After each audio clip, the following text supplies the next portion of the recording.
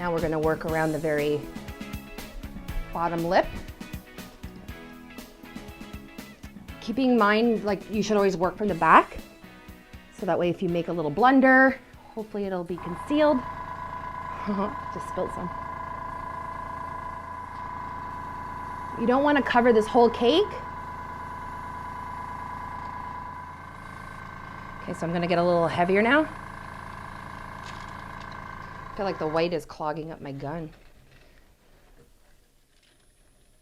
You don't want to cover all the white up because it's almost like your natural highlights. So now we're going to start around the bottom.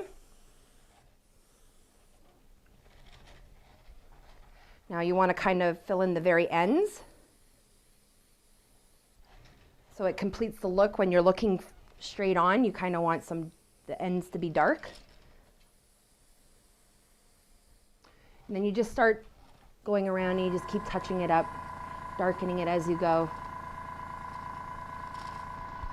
until you achieve the effect you're going for. You want very little white showing. And then I'm just going to give a general spray so it's not as stark white. So that's the finished airbrushed cake. Now we have to allow this to dry before we can start to add our ice cream scoops. Okay, so I was looking at the cake and I found it was still a little flat and lacking detail. So what I did is I just added 2 drops to the remaining color that I had in my cup of teal or turquoise color. And I'm just going in around some of the lines, just trying to add some further definition. I've already done it to the side. So I'm going to continue on the front of my cake now.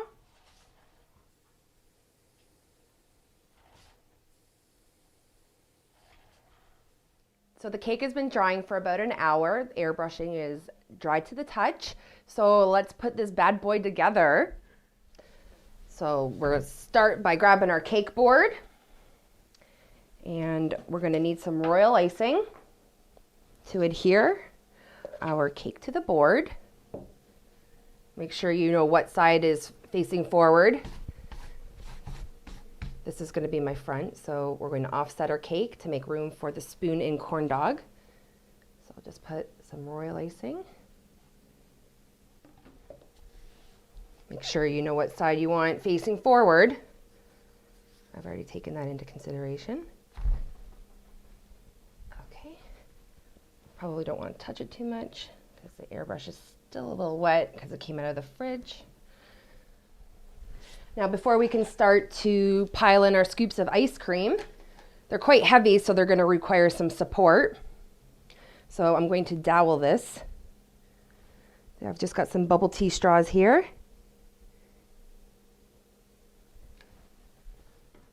Considering we're not stacking another cake on top, I'm not going to worry about getting them perfectly even each one. So I'm just marking with my nail and then trimming it. Remember, we carved our bowl on an angle, so you don't want to go over too far and then it'll just come out the other end.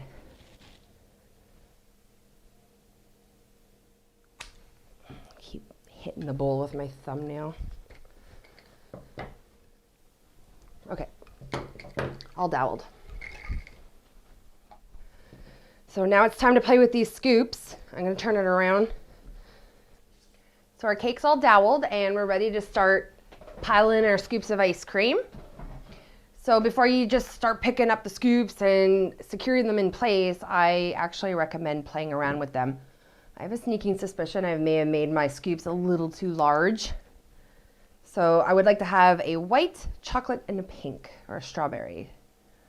So I'm going to it's basically you just play with it until you're happy. So obviously I can see I'm going to have these scoops kind of like hanging off the edge here. Kind of want to showcase some of these cool little crinkled parts. I kind of like that. Okay, I have those two overlapping. There, I'll just turn that around for the camera. I'm happy with my placement. So now I'm going to use some royal icing and I'm going to start to glue them in place. I think I may have went overboard. Just take some away.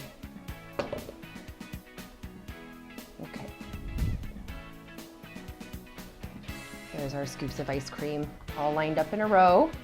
Beautiful. Now ready for the bananas.